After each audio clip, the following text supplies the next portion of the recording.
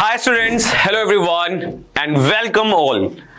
So as you all know, last कुछ classes से हम आपको गाइड कर रहे हैं कि आफ्टर 10th ग्रेड आपको किन चीजों पे ध्यान रखना है। तो हम लोगों ने लास्ट कुछ क्लासेस में कुछ बहुत इंटरेस्टिंग चीजें डिस्कस करी थी, like how you are going to cater all the new subjects which is coming in a grade 11th and 12th, how you are going to tackle them, how you are going to decide your streams. और आज हम यहां पे discuss करने वाले हैं some common mistakes that you should avoid after the class 10th। Okay, so smart choices for a successful future that is definitely required and ये mistakes आपको डेफिनेटली अवॉइड करनी है आफ्टर 10th ग्रेड। ठीक है, start करते हैं और जो भी आपके डाउट्स हैं, जो भी आपकी क्वेरीज हैं, आप कमेंट बॉक्स में, कमेंट सेक्शन में मुझसे पूछ सकते हैं। तो first thing that is lack of clear goals. अब देखो बच्चों, ये तो सबसे बड़ा प्रॉब्लम है और सबसे इनिशियल प्रॉब्लम है, लैक ऑफ क्लियर गोल्स। होता क्या है, हमको ये नहीं पता कि हम ग्रेड 10th के बाद क्या परस्यू करें।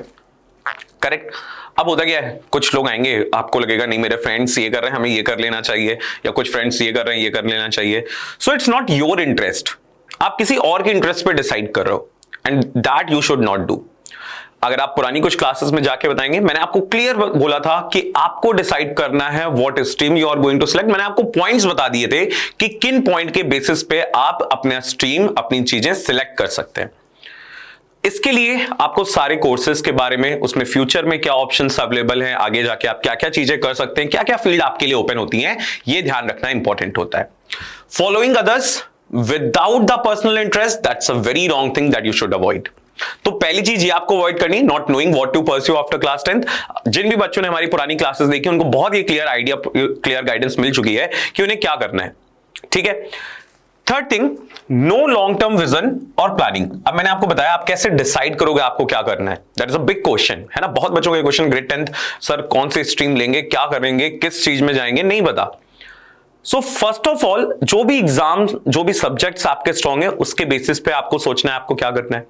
सेकंड थिंग, अब उसमें भी बहुत सारी फील्ड्स हैं, तो आपको देखना है कि नहीं मुझे अगर इस फील्ड में जाना है, मुझे अगर नीट करना है, मुझे जेई क्वालिफाई करना है, आगे जाके मेरे लिए क्या ऑप्शंस होंगे, क्या जो चीजें मैं करने जा रहा हूं इनके लिए मैं कैपेबल हूं, that you need to decide.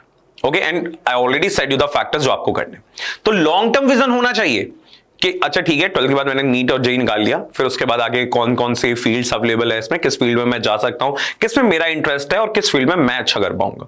ठीक है, तो that you should avoid three things.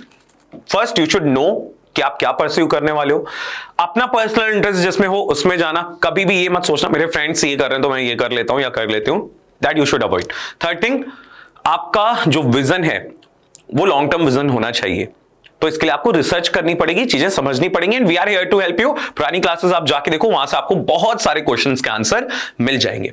Second thing, choosing stream under the pressure. अब प्रेशर में आके स्ट्रीम चूज नहीं करनी है, लाइक पीयर और parental pressure over the personal interest. आपका पर्सनल इंटरेस्ट के ऊपर आप सिलेक्ट करो, नहीं मेरे दोस्त अलग हो जा रहे हैं, वो तो कुछ और स्ट्रीम सिलेक्ट करें तो मैं कर लेता हूं, या मेरे पेरेंट्स चाह रहे हैं कि मुझे ये स्ट्रीम सिलेक्ट, नहीं। You need to develop your personal interest. आपका इंटरेस्ट किसमें है, according to that you need to select the stream. Second thing, ignoring aptitude and passion. अब ये भी आपको ध्यान रखना है कि आपका पैशन क्या है एंड आप किस चीज में अच्छे हो। According to that you need to select the stream.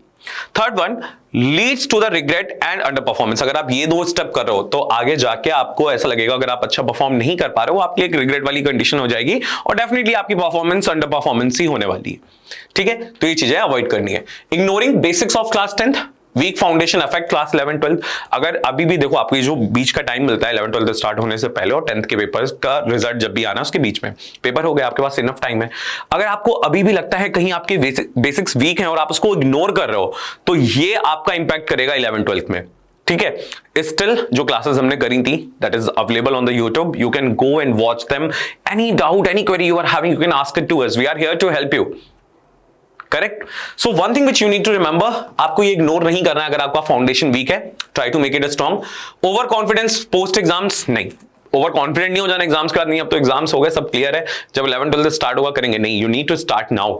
Okay, avoid revising the essential topic. करते रहो, खाली टाइम में इसका मतलब ये नहीं कि हम बैठे बस टाइम पास कर रहे हैं, playing any games, whatever you are doing, do not do it.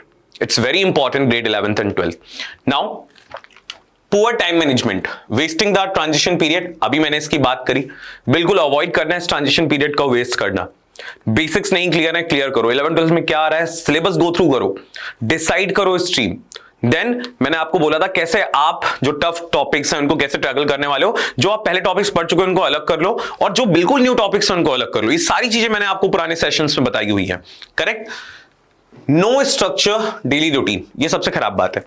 आपका एक स्ट्रक्चर डेली रूटीन होना चाहिए, ठीक है।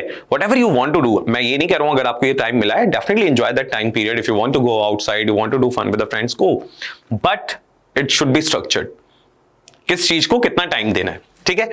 Delay in starting the serious preparation. अब अगर आपको लग रहा है कि नहीं आप आगे जेईई के लिए जाने वाले हो, नीट के लिए जाने वाले हैं, या फिर किसी और एग्जाम के लिए भी आप जाने वाले हो, और आप इसमें डिले कर रहे हो कि नहीं अभी जब स्टार्ट होगा, रिजल्ट आ जाएगा 10th का तब देखेंगे, रिजल्ट तो आ ही जाएगा बच्चों 10th क्लास का, but you are delaying in your preparation, ठीक है। कोई भी कॉम्पिटेटिव एग्जाम हो आज की डेट में, there are many challenges in any competitive exam.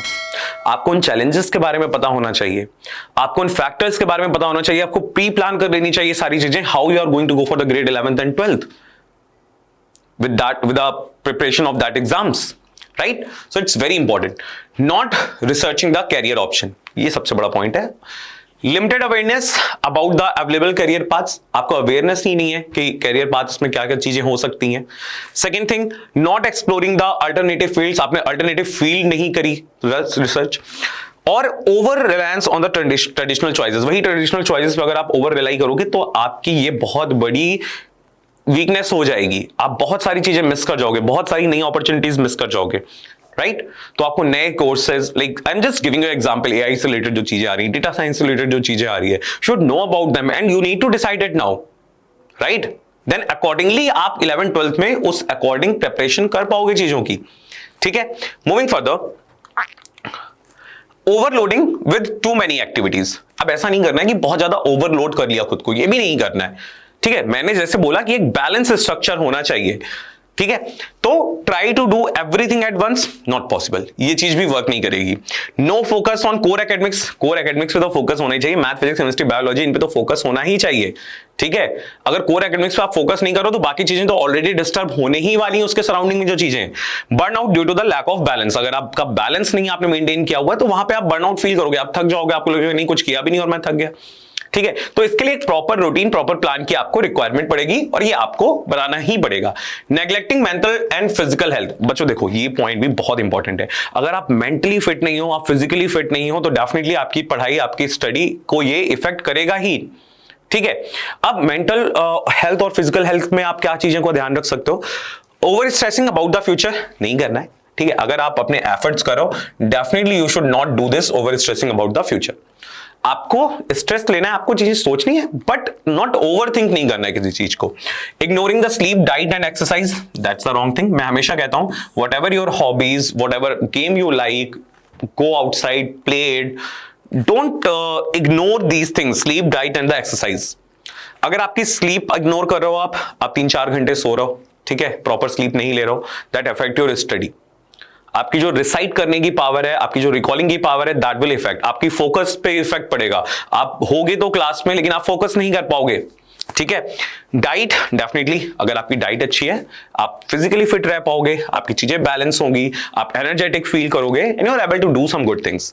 Mental health takes a back seat. Mental health की यहां पे बात करूं तो definitely it is related to the stress and all those things, तो इस चीज को लेके भी ध्यान करना है। और सबसे इंपॉर्टेंट बात, अगर आपको लग रहा है कि नहीं आपको हेल्प की जरूरत है तो इस पॉइंट को इग्नोर नहीं करना है।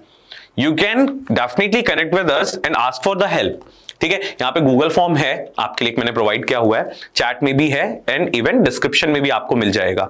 तो किसी बच्चे को लग रहा है नहीं मुझे प्रॉपर गाइडेंस नहीं मिल पा रही, या स्टिल आपके माइंड में कोई डाउट्स या कोई क्वेश्चन रह जा रहे हैं, fill that Google form, we will guide you in that, ठीक है।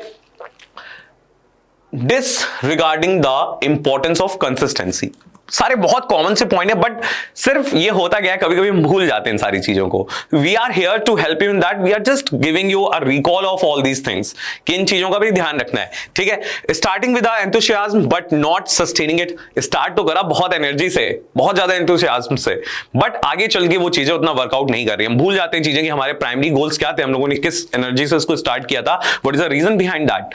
सो नो रेगुलर प्रैक्टिस और revision and success requires the daily effort. Effort. तो इन चीजों का बच्चों याद रखना है। कंसिस्टेंसी तो हमारी चीज में होनी ही चाहिए। Regularity, consistency is something which is a की ऑफ सक्सेस। ठीक है, अगर आप उतने स्ट्रॉन्ग नहीं भी हो बट आप रेगुलर हो, आप डेली हार्डवर्क कर रहे हो, आप अपनी चीजों पे फोकस हो, you are able to crack the exams, but that require the consistency.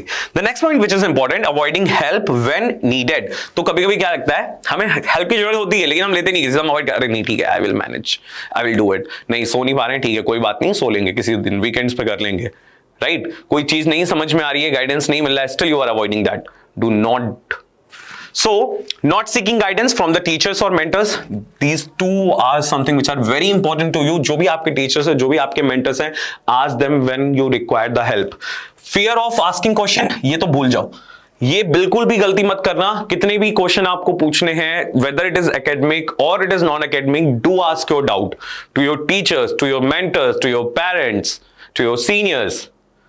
जब तक आप पूछोगे नहीं तब तक आपको प्रॉपर नॉलेज किसी भी चीज के बारे में नहीं मिलेगी. Do ask your question, do ask your queries. Isolation instead of collaborating. अब अगर आपने आइसोलेट कर लिया, खुद को अकेला कर लिया, नहीं ठीक है मैं खुद हैंडल कर लूंगा या कर लूंगी, तो वहां पे आपके जो वेज हैं, जिन चीजों से आप आगे बढ़ सकते हो, सक्सेस, अपने गोल्स को डिसाइड कर सकते हो, गोल्स को अचीव कर सकते हो, वो लिमिटेड हो जाएंगे. आपको कोलैबोरेट करना है.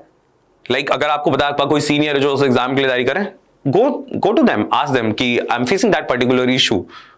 आप कैसे टैकल कर रहे हो इस चीज को? Ask to your teacher, ask to your mentor, ask to your friends as well. Okay, so don't avoid this point as well कि जब भी आपको हेल्प की रिक्वायरमेंट है, ask it.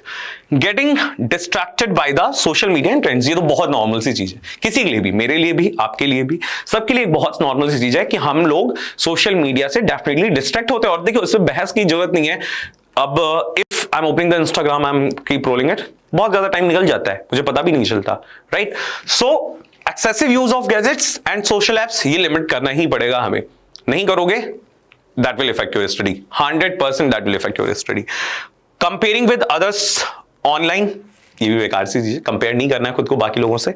Loss of focus and productivity. Productivity तो कम होने ही वाली है और फोकस भी आपका कम हो जाएगा, बिकॉज माइंड में कहीं ना कहीं बैक साइड पे वो चीजें चलती रहती हैं. What we are watching, what we are going through, correct? So that you should avoid. So final thoughts, reflect before making the decisions, seek guidance but on your path. Guidance low but किसी के pressure में आके कुछ नहीं decide करना है, ठीक है?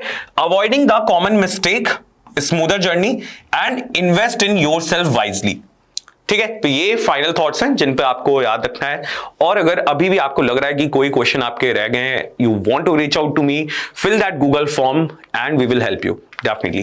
Okay, so thanks all, and definitely if you are having any question, any doubts, you can ask it to me. Open for the discussion and question.